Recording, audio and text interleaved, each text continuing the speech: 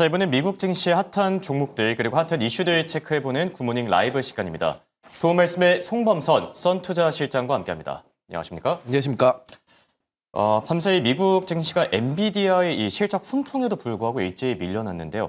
한 줄 평부터 먼저 남겨주실까요? 네, 금리가 실적에 발목을 잡았다. 네. 이렇게 좀 보도록 하겠습니다. 금리 인하를 12월에 할지 안 할지에 대한 이런 논란이 굉장히 많습니다. 네. 그래서 근데 이제 지금 현재 사실 이게 올랐다 떨어졌다 하는 것 같아요. 그렇죠. 전망이 금리 인하를 할 것이다라고 예전에는 한 네. 불과 일주일 전까지만 해도 좀 높았는데 거의 99%니까 네. 금리 인하 거의 확정적이었었죠. 네, 그러다가 또 지금은 많이 떨어졌다가 또 오늘 약간 좀 오르긴 했지만 네. 그렇게 눈에 띄진 않는다라고 보고 전반적으로 지금 증시나 경제 지표들 봤을 때는 금리 인하를 나서지 않을 가능성이 더 크다고 네. 좀 판단하는 것 같아요, 시장은.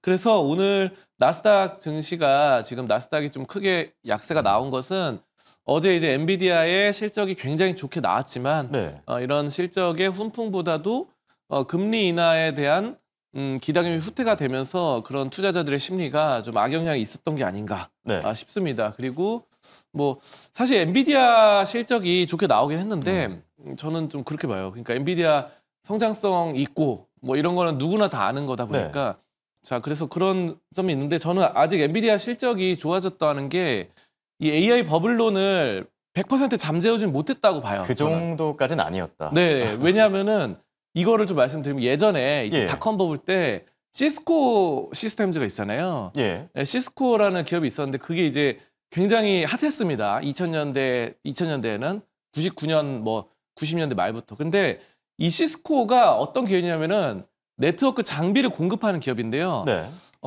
닷컴 버블의 핵심 그거죠. 왜냐하면 그 당시에 인터넷 그거 통신이니까. 근데 이제 중요한 거는 그 시스코가 5년 동안 1995년부터 2000년까지 5년 동안 매출이 8배나 올랐어요. 그렇죠. 엄청나게 성장했습니다. 그래서 이 정도 성장성이면은 버블 아니다. 이런 말이 나왔어요. 그 당시에도.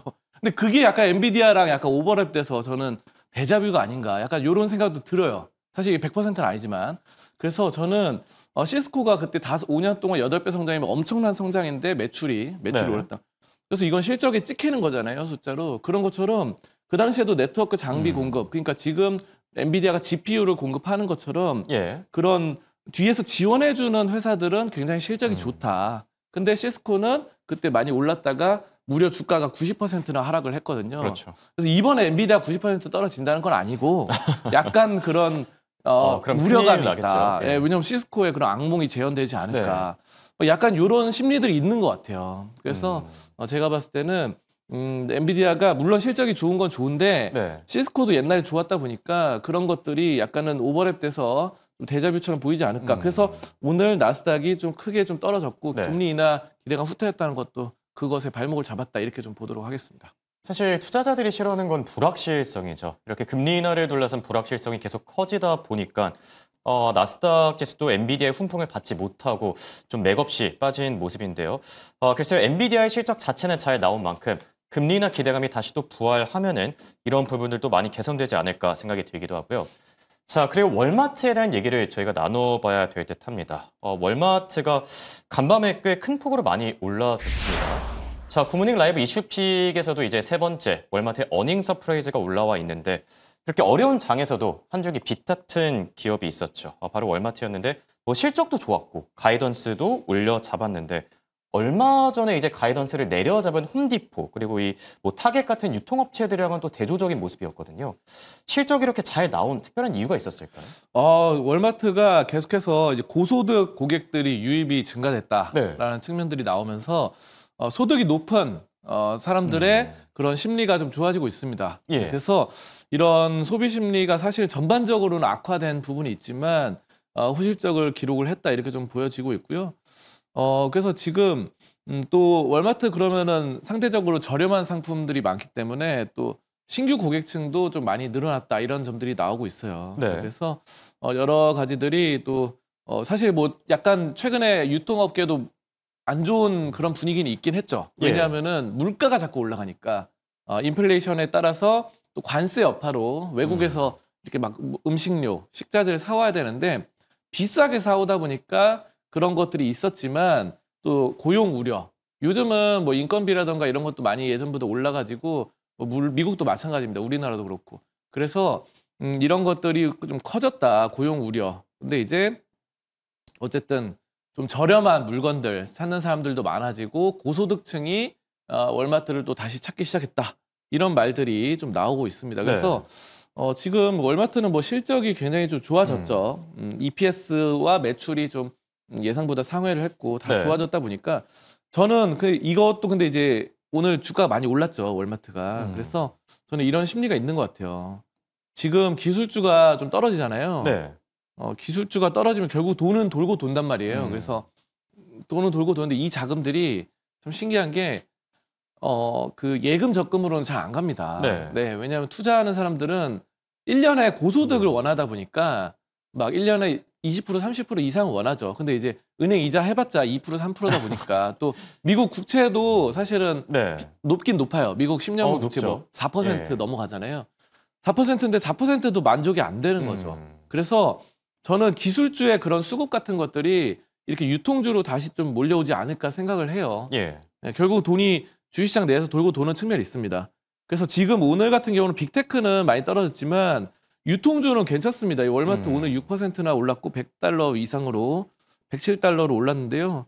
저는 굉장히 좋게 보고요. 이게 최고점이 $109인데 109달러 이상까지 충분히 올라설 수 있다. 저는 이렇게 좀 판단을 해요. 이런 월마트 같은 기업들은 사실 인플레이션이 최근에는 뭐 원자재 이거 사올 때는 안 좋다고 그러지만 보통 식음료 이런 데는 보통 다 물가 상승이 굉장히 좋거든요. 마진을 더 높게 쳐가지고 받을 수 있기 때문에.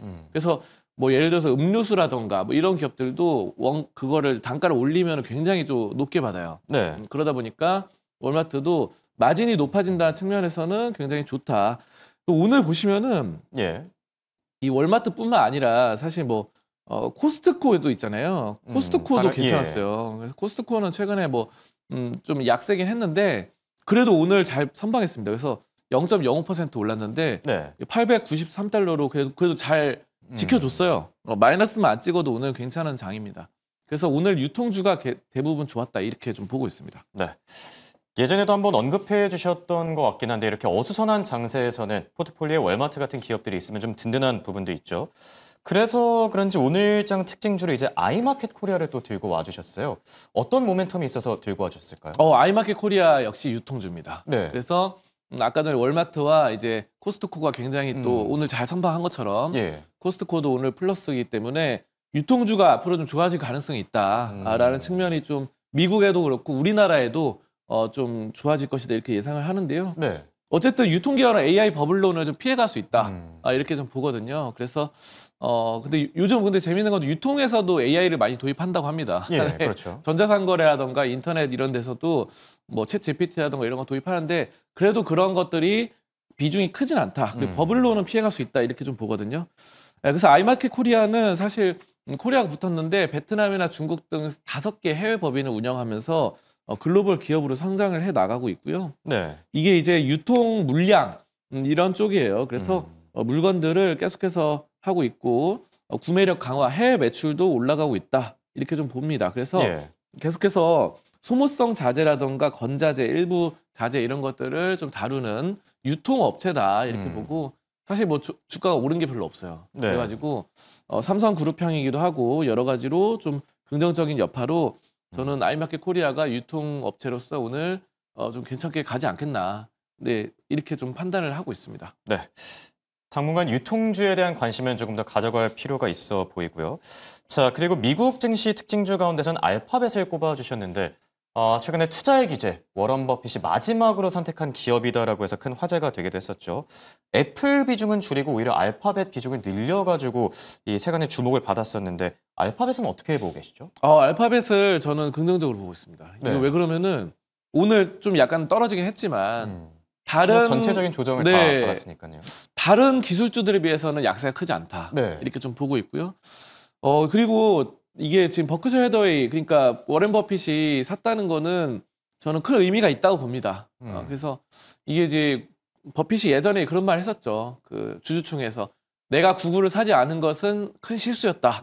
이렇게 했는데 이 마지막 떠나가기 직전에 바로 이걸 또 사고 이렇게 했다는 거는 그 미련이 좀 남아 있는 게 아닌가. 그리고 버핏은 통상적으로 성장성 있는 기업도보다는 네. 이 필수 소비재라던가 누구나 쓸 수 있는 것들, 일상생활에서 많이 쓰는 이런 것들을 좋아하죠.